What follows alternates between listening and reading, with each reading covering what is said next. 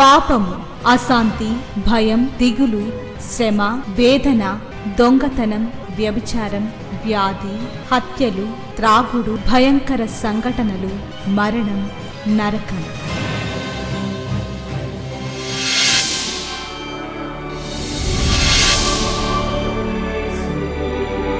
సిలువలోనే పాప క్షమాపణ, పరిశుద్ధ జీవితం, ప్రేమ, వాక్య ధ్యానము, నెమ్మది, సహవాసం, నిత్య జీవం. శాంతి సోపానాలు, ఇవి శాంతి ప్రదాత బోధలు.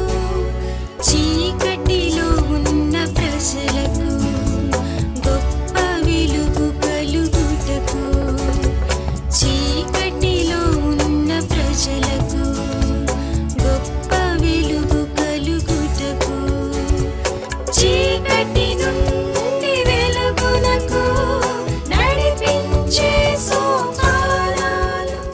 అపోస్తల కార్యాలు 4వ అధ్యాయం 20వ వచనం. మేము కన్న వాటిని విన్న వాటిని చెప్పక ఉండలేమని వారికి ఉత్తరమిచ్చారు. దేవుని స్తోత్రం, హల్లెలూయా. అపోస్తలు లేక అపోస్తల కార్యాలను పరిశుద్ధాత్మ కార్యాలు అని కూడా పిలుస్తూ ఉంటారు. ఈ మాట నా హృదయాన్ని ఎంతో తాకింది. అంటే ప్రభువుని వెంబడించే వాళ్ళు కొన్ని కోట్ల మంది ఉన్నారు. ఈ కోట్ల మందిలో 100% దేవుణ్ణి ప్రేమిస్తూ ఆయన ప్రతి మాటను లేక ప్రతి ఆజ్ఞను లేక ప్రతి కట్టడ శాసనం అనుసరిస్తూ విధేయత చూపించేవాళ్ళు ఎంతమంది? నా ప్రశ్న మీకు అర్థమైందా? పేరు పెట్టుకున్న క్రైస్తవులు చాలామంది ఉన్నారు. ఈ జనాభాలో పేరుకి క్రైస్తవులు కొన్ని కోట్లు ఉన్నారు. ఆ మాటకొస్తే ఈ వాక్యం వింటున్న మీరు, నా మట్టుకు నేను, పేరుకి క్రైస్తవ కోట్లలో ఉన్నామా లేక వ్యక్తిగతంగా ప్రభువు చెప్పిన ప్రతి మాటకు 100% విధేయత చూపించే వ్యక్తులంగా ఉన్నామా అనేది ప్రశ్నించుకుంటే ఒక 100 మంది క్రైస్తవుల్లో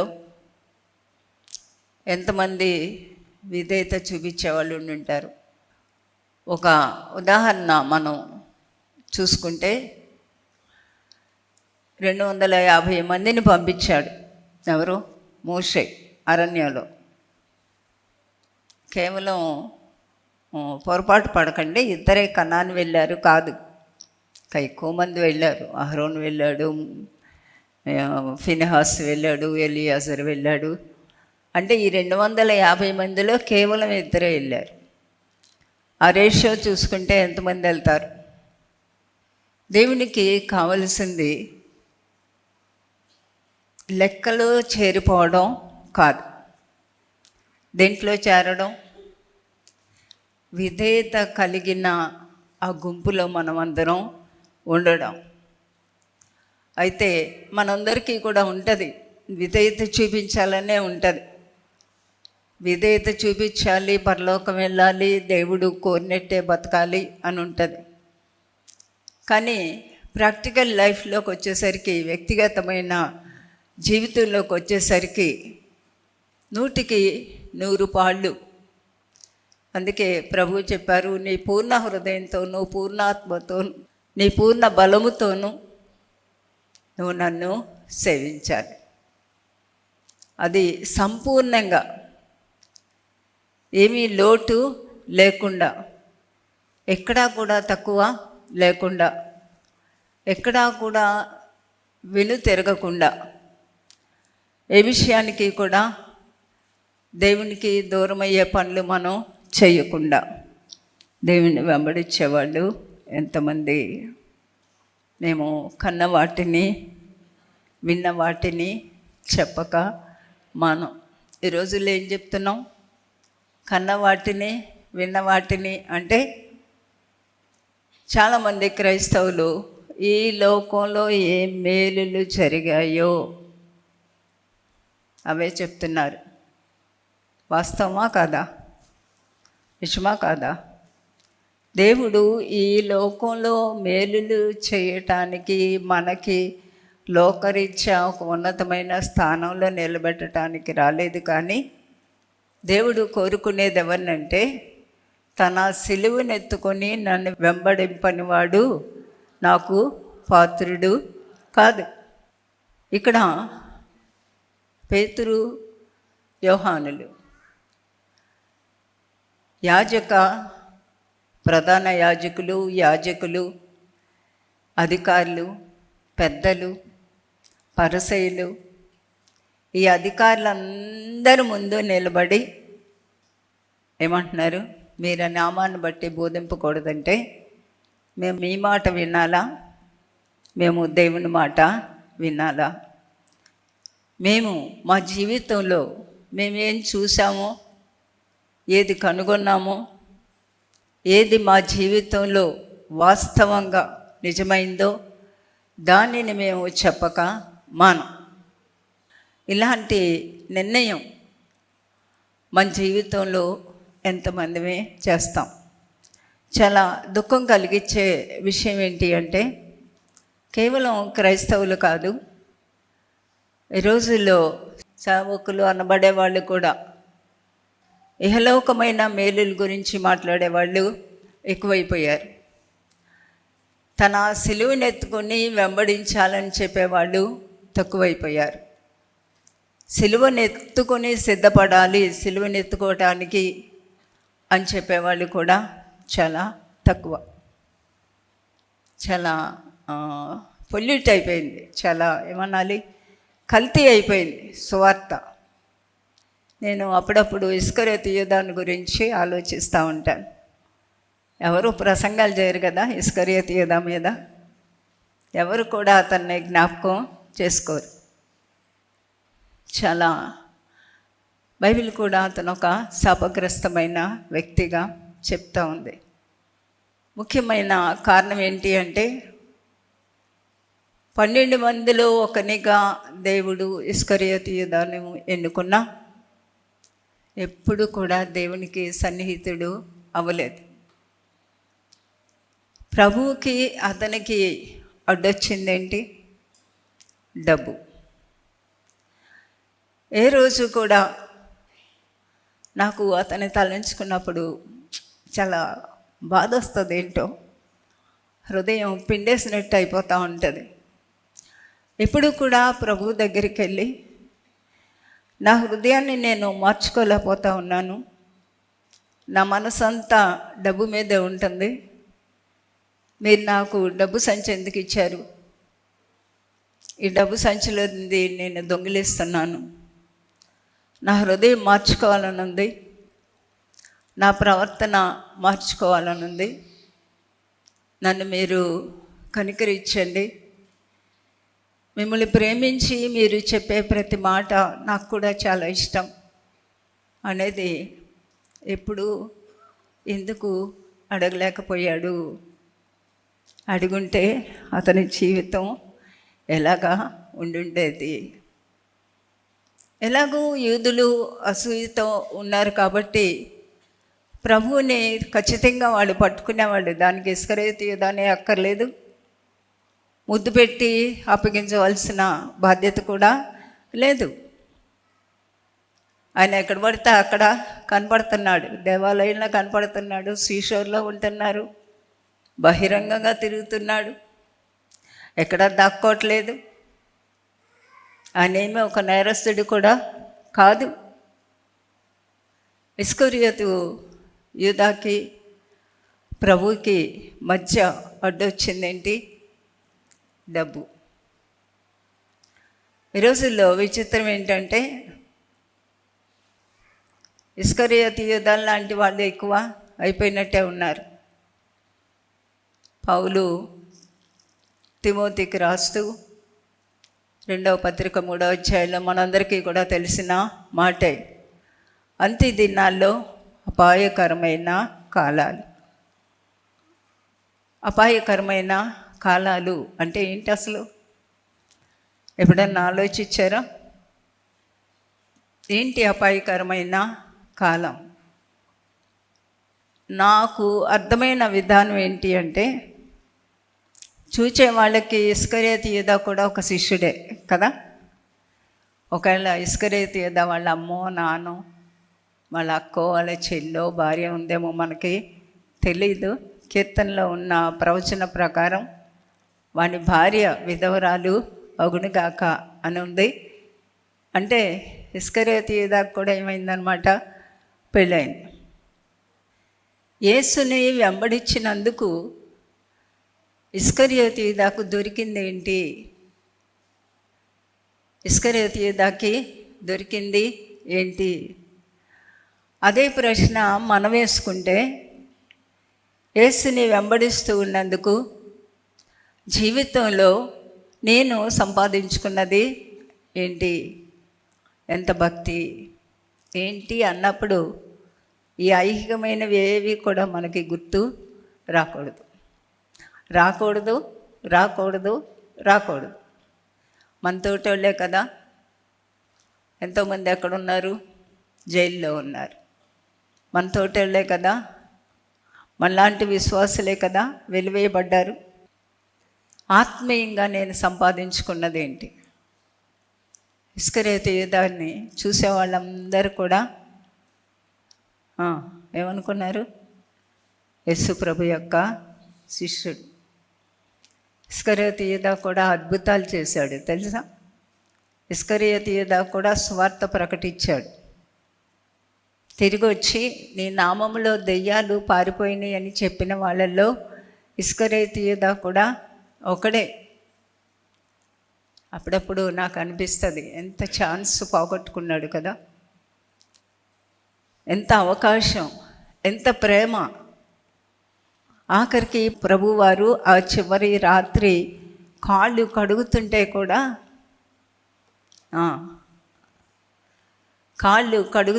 కూడా వాడి గుండె ఏమవలేదు, కరగలేదు. కాళ్ళు పట్టుకున్నప్పుడు ప్రభు ఏమనుకున్నారో మనసులో, నాయన నీ కాళ్ళు పట్టుకుంటున్నారా, తప్పిపోకు, అప్పగించుకో, ఒక ఛాన్స్ ఉంది. నేను ఎప్పుడు నొక్కి నొక్కి చెప్పేది ఏంటంటే, నేను నేర్చుకున్న పాఠం, మనం ఒక శోధనలో పడినప్పుడు లేక పడక ముందు చాలా ఛాన్స్ ఉంటుంది మనకి. ఒక ఉదాహరణ అనుకుందాం. హవ్వమ్మ సాతాను చెప్పిన మాట వింది కదా, వినలేదా? వింది. ఒక నిర్ణయం చేసింది. ఏంటా నిర్ణయం? పండు తినాలి. కొన్ని పండ్లు చేసి ఉండొచ్చు. నువ్వు పండు తినమంటున్నావు కదా, ఇక్కడే ఉండు, సాయంత్రం అయితే దేవుడు వస్తారు, పండు తినమని చెప్తుంది ఈ సర్పం, తిన్నా వద్దా అని అడిగాక అప్పుడు తింటాను అన్నదా? అనలా. నేను నేర్చుకున్న పాఠం ఏంటంటే, ప్రతి మనిషికి శోధన వస్తుంది. ప్రతి మనిషికి ఏదో ఒక నిర్ణయం చేయవలసిన ఒక సమయం వస్తుంది. మనం అందరం మనుషులం. ఒక్కొక్క రీతిగా, ఒక్కొక్క వయసులో, ఒక్కొక్క రీతిగా, ఒక్కొక్క పరిస్థితిలో, ఒక్కొక్క రీతిగా మనం శోధించబడతాం. హవ్వ ఏ రీతిగా దేవుణ్ణి సంప్రదించలేదో అలాగా మనం పొరపాటు చేయకూడదు. మనం దేన్ని సంప్రదించాలి? వాక్యాన్ని సంప్రదించాలి. అందుకే 119వ కీర్తనాకారుడు ప్రతి వచనంలో నీ కట్టడలను గైకొంటకు నాకు నేర్పించు, నీ శాసనములను గైకొంటకు నాకు బుద్ధి దయచేయి. నో కన్సల్టేషన్, సంప్రదించలేదు. చాలామంది యవనస్తులు, పెద్దోళ్ళు, ప్రతి ఒక్కరు కూడా సొంత నిర్ణయాలు చేస్తారు. మన సొంత నిర్ణయాలు ఎప్పుడు కూడా ఖచ్చితంగా దేవునికి విరోధమైన నిర్ణయాలు కావచ్చు. మహాభక్తిపరులం అయి ఉంటేనే తప్ప. ప్రతి ఒక్కళ్ళం కూడా ఖచ్చితంగా దేన్ని సంప్రదించాలి? నీకు ఏ శోధన వచ్చినా, ఏ కష్టం వచ్చినా, ఏ బాధ వచ్చినా, ఎవరు ఏమి చెప్తా ఉన్నా వాక్యం ఏం చెప్తా ఉంది? వాక్యం ఏమి చెప్తా ఉంది? వాక్యం చెప్పిన దానికి నేను తూచా తప్పను. ఒకవేళ అందరూ కూడా వ్యతిరేకం అవ్వచ్చు. నీ వాక్యం నన్ను ఎక్కడ తీసుకెళ్తుంది? పరలోకం. మీరంటే చాలా ఇష్టం, చాలా గౌరవం. అలా అని నా దేవుని వాక్యాన్ని కాదని నేను మీ మాట ఒప్పుకోలేను. పేతురు, యోహాన్లు అదే అన్నారు. మేము కన్నవాటిని, మేము విన్నవాటిని మేము చెప్పక మానం. మీ ఇష్టం, ఏం చేసుకుంటారో చేసుకోండి. మీరు జైల్లో వేస్తారో చంపుతారో మీ ఇష్టం. ఇలాంటి ఒక ఖచ్చితమైన నిర్ణయాలు చేయలేని వాళ్ళు దేవుణ్ణి నమ్మామని చెప్పే ఈ కోట్ల మందిలో వెళ్తూ ఉంటారు. కొద్ది మంది మాత్రమే చావైనా బ్రతుకైనా ఎవరు? యేసే. హవను గురించి మళ్ళీ ఒకసారి ఆలోచిద్దాం. ఆ చెట్టు దగ్గరికి నడుస్తూ ఉంది.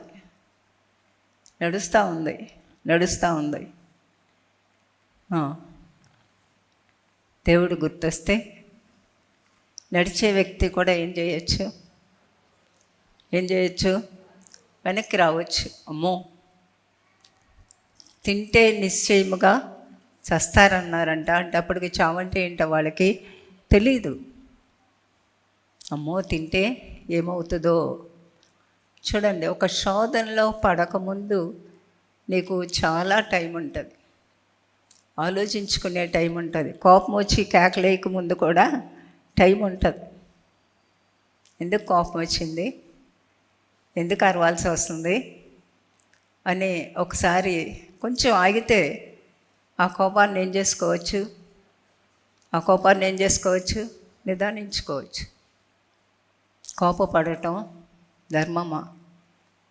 దేవుడు యోనానే అడిగారు, యోనా, నువ్వు కోపపడటం నీకు న్యాయమేనా అంటే ఏమన్నాడు? ఖచ్చితంగా న్యాయమే. కానీ మన యోనాలం కాదు, గుర్తుపెట్టుకోండి. ఆ రోజుల్లో అంటానికి కూడా అర్థం ఉంది. అది ధర్మశాస్త్ర యుగం. కంటికి కన్ను, పంటికి పన్ను. నిన్వే వాళ్ళు ఇశ్రాయేల్ని చాలా బాధ పెట్టారు. గర్భిణీ స్త్రీల కడుపులు చీల్చేశారు. బిళ్ళలు తీసుకొని కాళ్ళు పట్టుకొని తల రాళ్ళకేసి కొట్టి చంపారు. ఒకవేళ యోనా కుటుంబంలో కూడా కొంతమంది అలాగా చనిపోయారేమో. యేసు ప్రభు వారు ఈ లోకంలో ఉన్నప్పుడు యోనాకి పోల్చుకున్నారు.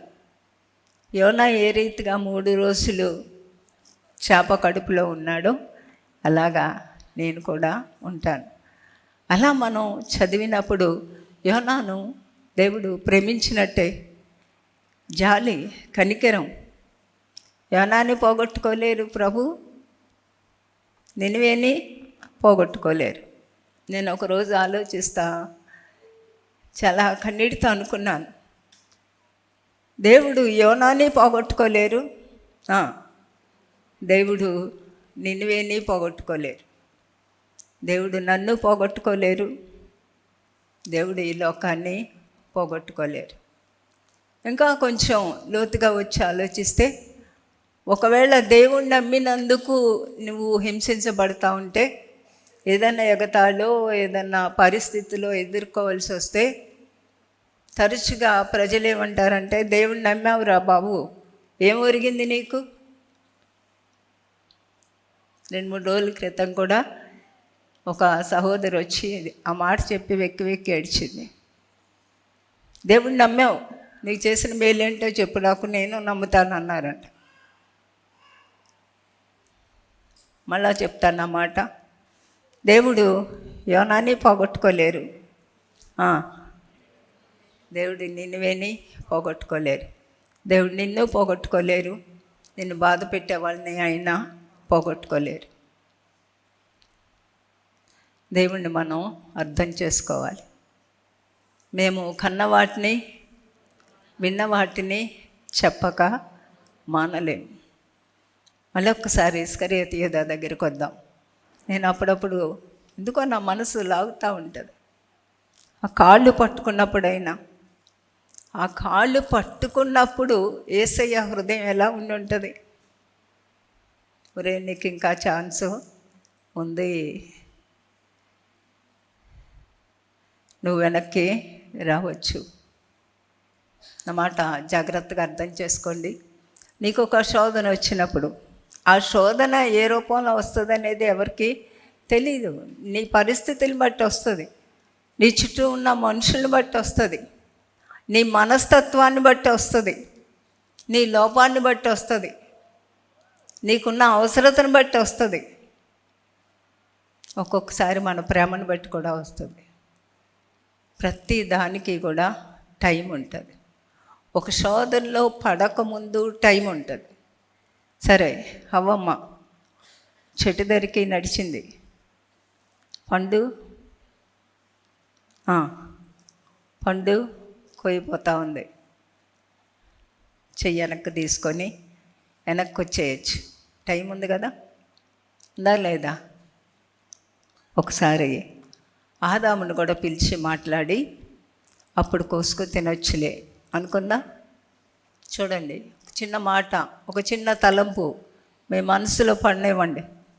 ఒకసారి మనం సాతానికి దొరికితే ఇంక వాడు మనల్ని వెనక్కి రానివాడు.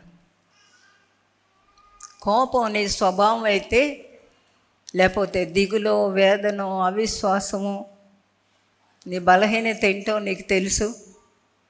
ఆ స్వభావంలో సాతానికి మనం చిక్కితే గాల వేసిన చేపలాగా వాడు మనల్ని ఏం చేస్తాడు? బయటికి లాగుతాడు. వ్యత్యాసం చూడండి. మారు మనసు పొందటానికి, పశ్చాత్తాపపడటానికి దేవుడు ఒక సమయం అనేది ఇవ్వకుండా ఎవరికి కూడా శిక్ష విధించరు. ఒక్కసారి అతని చరిత్ర ఆలోచించుకుంటే, యేసు ప్రభుని అప్పగిచ్చినందుకు ఆ కుటుంబం ఏమనుకుందో, ఎంత దరిద్రపు పని చేశాడేంటి, ఇంత మోసం చేశాడేంటి, ఇంత ఘోరం చేశాడేంటి అనుకొని ఉండరా? క్రైస్తవేలో ఎంతోమందిని చూస్తే అనిపిస్తుంది, ఏంటి ఇంత ఘోరంగా బ్రతుకుతారు మనుషులు, అయ్య బాబోయ్ వీళ్ళు క్రైస్తవులు కాకపోయినా బాగుండు, మనం బతికిపోదు అనిపిస్తుంది. మీకు అనిపించింది ఎప్పుడైనా?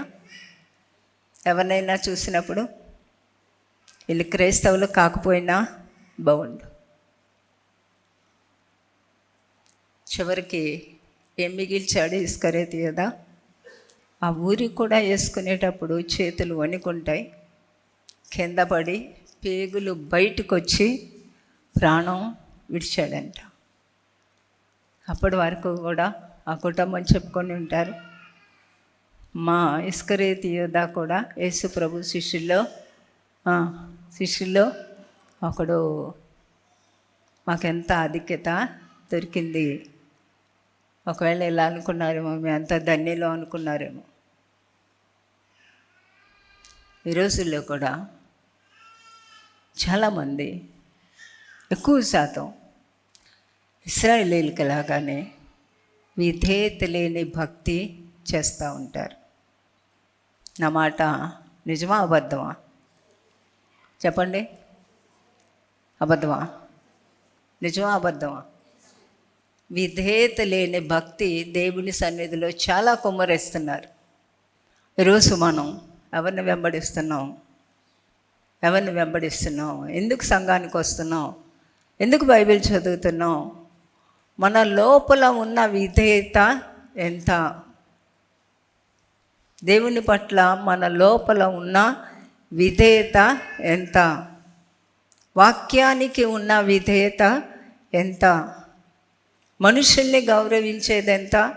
దేవుణ్ణి గౌరవించేది ఎంత? దేవునికి ఇచ్చే ఘనత ఎంత? మనుషులకి ఇచ్చే ఘనత ఎంత? పౌలు అంటాడు, మేము సిలువేయబడిన యేసుని ప్రకటిస్తున్నాం. We preach Christ the crucified. మేము సిలువేయబడిన యేసుని ప్రకటిస్తున్నాం.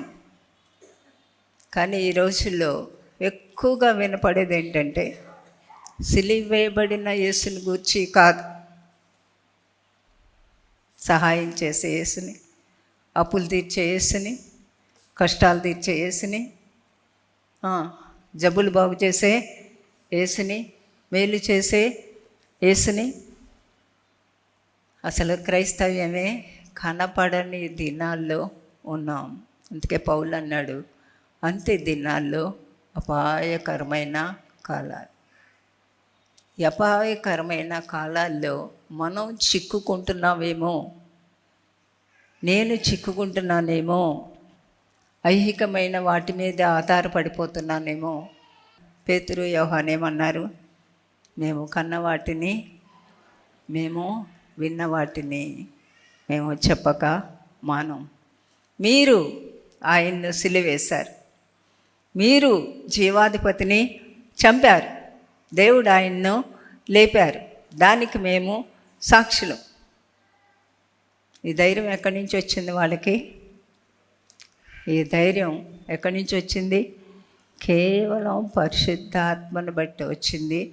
2, దేవుని మీద ఆధారపడబట్టి వచ్చింది.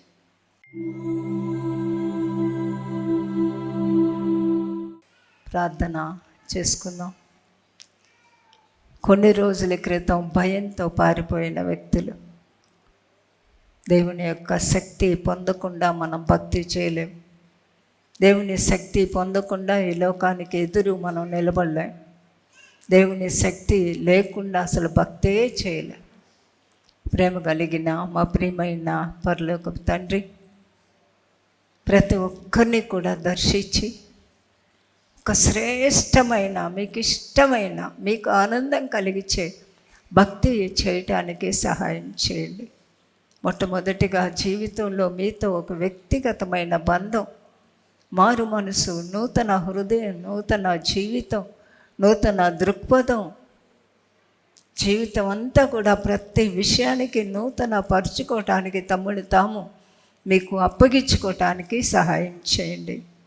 ఈ మాటలు విన్న ప్రతి ఒక్కరిని మీకోసమే మలుచుకోమని ప్రార్థిస్తూ యేసు నామమున వేడుకుంటున్నాను తండ్రి, ఆమేన్.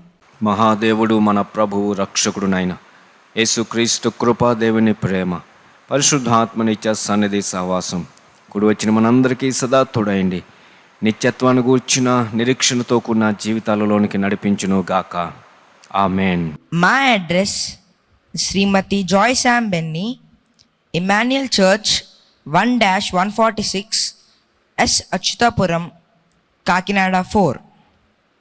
మా ఫోన్ నంబర్స్ 944-010-9893 మరియు 0884-237-6793. మరలా ఇదే సమయానికి ఇదే ఛానల్లో మనం కలుసుకుందాం. Thank you.